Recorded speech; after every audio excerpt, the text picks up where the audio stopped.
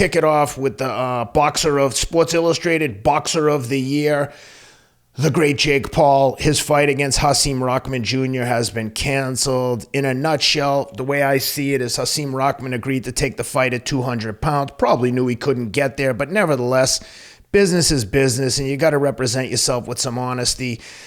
You say you're going to take a fight at 200. His last fight, I think he was like 225, 230 in that neighborhood. Now, it's very well 224, 224. Okay, 224. There are fighters in like middleweight, light heavyweight division in the UFC that will lose 20 overnight. Arturo Gatti one time fought Joey Gamache, weighed in 21 pounds heavier than where he weighed in the day before on fight night. Put on 21 pounds overnight, meaning he took off 21 pounds.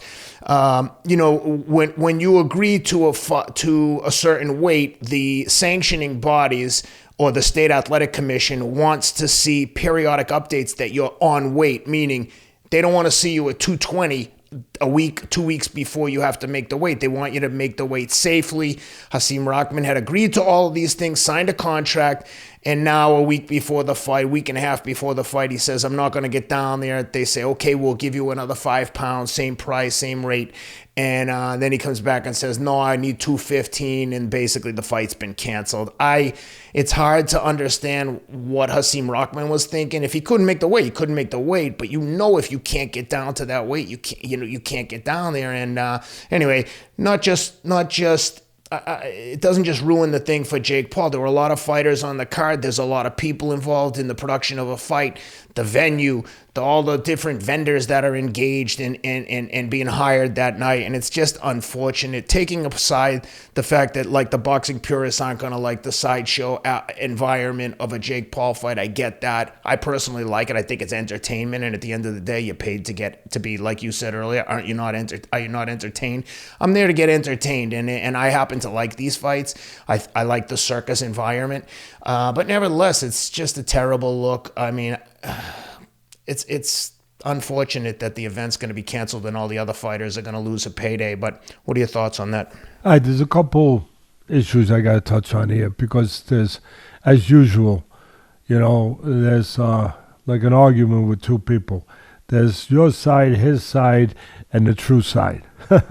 So, there's always other dimensions to it. And I'll touch on those dimensions because I know there's a lot of haters out there that are saying that Jake Paul, and I'm not here to defend either guy. I'm here to just say what I believe and try to be as fair about it as possible and just down the middle, go with the facts and break it down, which is our job. There's a lot of haters out there that are going to say and are saying that Jake Paul was scared, he was running scared, that he pulled out of the fight, again, whatever because he went through a lot of stuff with the Fury fight that was canceled, I guess, twice, and now who knows with that? There was a lot of different stuff with that one, the first time, the second time, whatever, but that he's afraid of Rahman and all this stuff, and then of course there's the people that said what you said, that it's just Rahman signed the contract. He should have lived up to it. He should have lived up to what he agreed to. First thing I touch on is, yes, Jake Paul was asking Rahman, who fought his last fight at 224 pounds, to come down to his weight, close to his weight of 190. Paul fights at 190. He wanted him to come down to 200. Was he looking for an event? Yeah, damn right he was. Oh, Teddy, but why was it? It's business. The same reason why Canelo is asking Triple G and telling Triple G that he's got to fight at 168 because Canelo makes the money.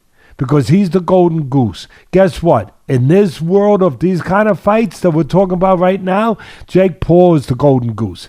Jake Paul's the guy. Let's not forget, Teddy. Rahman is 12-1 as a heavyweight fighter. They weren't twisting his arm and forcing him to do it. Hey, Teddy, you want to make $10 million to get in the ring and fight Bob Arum?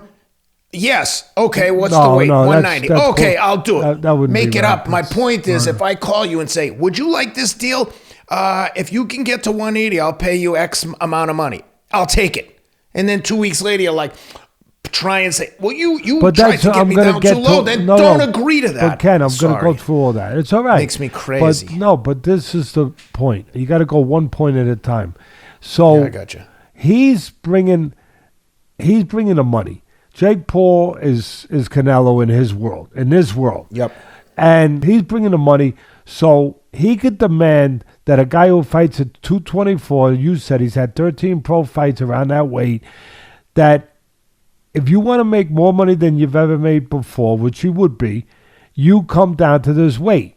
Now, the people that want to say, oh, Teddy, that's not right, Paul. What do you mean not right?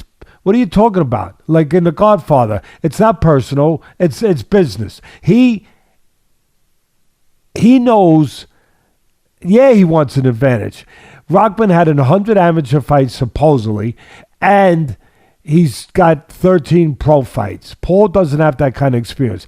Was Paul trying to level the playing field by bringing his weight down and maybe weakening him? Yeah! He's not stupid. Yeah, he was. Yeah, he was. If he can do it, he's going to do that. It's up to Rockman, back to your point. It's up to Rockman and his people when they're offered this offer of making 200 when they were 224 in their last fight, of saying yay or nay. To say, wait, we can't make that. We're going to be weak. We're going to hurt ourselves. No, we can't do it. But they were greedy. They wanted the money, and they said yes before they thought it out. And then once the reality started to strike, that he had to make the weight, that he had to go through what you have to go through to make that kind of weight, he wasn't either prepared to do that or didn't think he could do it and have any chance at all to get in that ring and be competitive. Something he should have thought about before he put his John Henry onto that contract. That he should have thought about before he signed Teddy, the paper. One other quick thing. They asked him to lose 24 pounds. Dustin Poirier walks around at 180 to 185. He weighs in at 155. We're not talking about something out of the ordinary. 24 pounds for a guy that big? But it depends on your structure. It depends on your frame. It depends on your skeleton. You know, you have to go to the right nutritional people, doctors. But it's out there. They can weigh you in the water. They can find out what your proper body weight is, how much you can lose. That's fair, but I'd argue he's not even trying. But they should have done that. They should have done that before. Some guys, maybe they can't lose that weight and still be able to walk up the steps and get in that ring. But again, they had to figure that out. They should have figured that out before they put their John Hancock, whatever the frig it was. John Henry was a fighter. Before they, he had a good signature too. But you he was were on a roll. I didn't want to interrupt it's okay. It's okay. It's okay. I get there. It takes me a minute, but I figured get there. Before he did that, before he put his Hancock on that freaking piece of paper, these are things they had to figure out. And obviously they only thought about, the money sounds good. And again, for those haters out there that are going to, I'm not taking sides. I'm not taking Paul's side. He don't need me to take a side. He knows what he's freaking doing.